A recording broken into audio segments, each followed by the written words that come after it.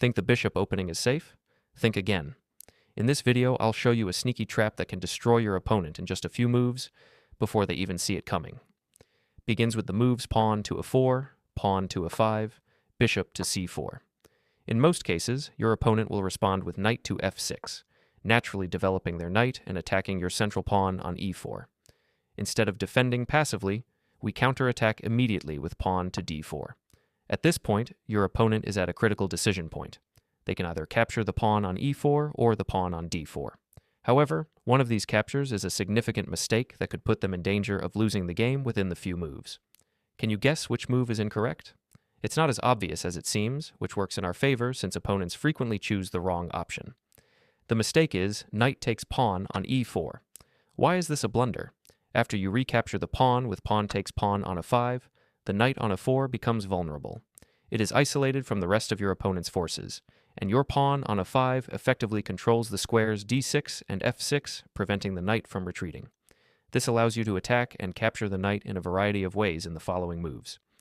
Another interesting aspect of this position is that the two most common and tempting moves played by black, bishop to c5 and pawn to d5, are both major mistakes and lead to an immediate disaster for black. Let's first examine pawn to d5. Black's idea with pawn to d5 is to solidify their knight on e4 while attacking your bishop on c4. On the surface, this looks reasonable, but there is a crucial detail they have overlooked: the presence of your queen on d1. This makes their move a blunder. You can simply capture the pawn with bishop takes pawn on d5. Your bishop is defended, so black cannot recapture it without losing their queen on d8.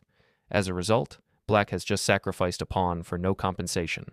Moreover, after you capture the pawn, your bishop also attacks the knight on a4. When the knight retreats, your attack continues with a stunning follow-up. Bishop takes pawn on f7.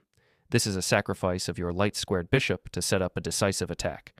If black captures your bishop with their king, they immediately lose their queen on d8, leaving you with a winning advantage. Black has no good options at this point. If they attempt to play king to a7 to defend the queen, you can continue with bishop to g5, pinning the queen to the king. This ensures you win the queen regardless of black's response. This demonstrates how you can defeat even strong players within just 7 moves, which is absolutely phenomenal. Another tempting option for black, and also the most commonly played move, is bishop to c5. Black hopes to pressure your pawn on f2, thinking this will help launch an attack. However, this couldn't be further from the truth. In reality, this move helps you strengthen your attack. Not only is their knight on a4 vulnerable, but now their bishop on c5 is also undefended. There are even 2 ways to exploit this position. The most powerful move is queen to d5, which simultaneously threatens checkmate on f7 and attacks the bishop on c5. If black captures the pawn on f2 with bishop takes pawn on f2, you'll have to move your king. However, on the next move, you'll win one of their minor pieces and achieve a material advantage, putting you in a clearly winning position. The slight inconvenience is that your king is forced to move, but this does not diminish your overall advantage. With that in mind, I believe there's an even more practical way to win in this position. Instead of immediately playing queen to d5, you can first make an intermediate move with bishop takes pawn on f7, forcing the king to recapture. Once the king captures the bishop, you follow up with queen to d5. The idea is the same, but the move order is reversed. Now, you deliver a double attack on both the king and the knight on e4. Since the king must move, you can then capture the knight with queen takes knight on e4, leaving you in a winning position. The beauty of this situation lies in its simplicity. Not only are you up a pawn, but it's a critical pawn, the one that no longer shields the enemy king, leaving it exposed. Even more importantly, the opponent's king has already moved, meaning it can no longer castle. It is now stuck in the center of the board, obstructing their development. This makes it incredibly difficult for your opponent to coordinate their pieces, while you can simply continue developing yours. For example, you can develop your knights, play bishop to g5 to pin their pieces, bring your rook into play, and castle safely. Additionally, if black ever tries to advance their pawns for counterplay, they often fall victim to a discovered check from your queen. This leaves your opponent with no good options, and you can secure victory with straightforward moves. That's why I consider this approach the most reliable and guaranteed way to win the game. Now that we've covered the common response of black's knight capturing the central pawn on e4, let's discuss the correct move. Pawn takes pawn on d4. In this case, recapturing the pawn immediately. You should play knight to f3, prioritizing quick development and preparing for an aggressive attack, something we always aim for in gambit play. At this point, many opponents will choose to capture your pawn on a4. Why? Because leaving it on the board can be uncomfortable for black.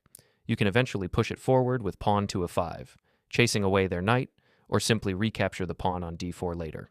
Since you already have multiple attackers targeting the pawn on d4, it feels unsafe for your opponent.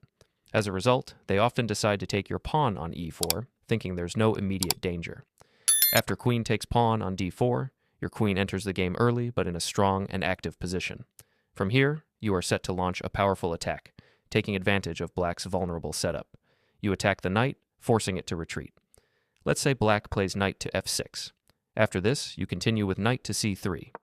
Although black is up a pawn, what does black do next? Naturally, they notice your queen is exposed and try to exploit this by playing knight to c6, hoping to gain a tempo. However, this doesn't bother us at all. Instead of losing momentum, you simply reposition your queen to the highly active square h4. From queen to h4, your queen exerts pressure along both the h-file and the diagonal, which will be especially effective once your opponent castles kingside, as we anticipate. This positioning makes your queen a long-term threat. At this point, your opponent may feel confident in their position and continue developing with bishop to a7, assuming that your queen's activity is premature and can be neutralized. However, this assumption is far from the truth. You respond with bishop to g5, increasing pressure along the diagonal and targeting black's pinned knight on f6. Eventually, your opponent may feel compelled to play pawn to h6 to alleviate the pressure. This move is understandable, but ultimately a mistake. The pawn move does nothing to address the real threats, and the bishop on g5 remains untouchable due to the pin on the rook at h8. You can calmly ignore the threat and proceed with castling queenside. By castling queenside, you not only safeguard your king, but also activate your rook, placing it on the open d-file, where it can join the attack. At this point, black realizes they cannot capture your bishop on g5 because their rook on h8 is pinned. Instead, they aim to castle kingside, hoping to attack your bishop and force you to retreat or trade. However, we don't back down or trade. We sacrifice the bishop with bishop takes pawn on h6, after this trade, completely exposing black's king. Black's king is left wide open, and let's not forget that most of their pieces remain undeveloped and inactive. In the following moves, you can play knight to g5, followed by bishop to d3, setting up a devastating attack.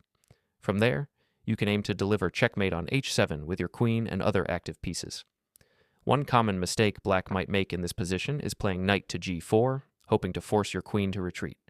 But we never play passively or follow black's expectations. Instead, you respond with the bold move, queen to g6, taking advantage of the fact that the pawn on f7 is pinned and cannot capture your queen. Now black is forced to move their king, leaving the knight on g4 undefended. You can then capture the knight with queen takes knight on g4, gaining extra material while keeping the king completely exposed. Under heavy attack, black tries knight to h7, aiming to guard the queen and prepare counterplay, possibly expecting bishop to g5 check and a trade to ease the pressure. But we respond sharply with rook to d5, a powerful move that cuts off black's counter chances by controlling the center. If black pushes pawn to d6, trying to develop, we follow up with rook to h5, threatening unstoppable mate. With no real defense left, checkmate lands next with queen to h7 or h8, a clean and brilliant finish.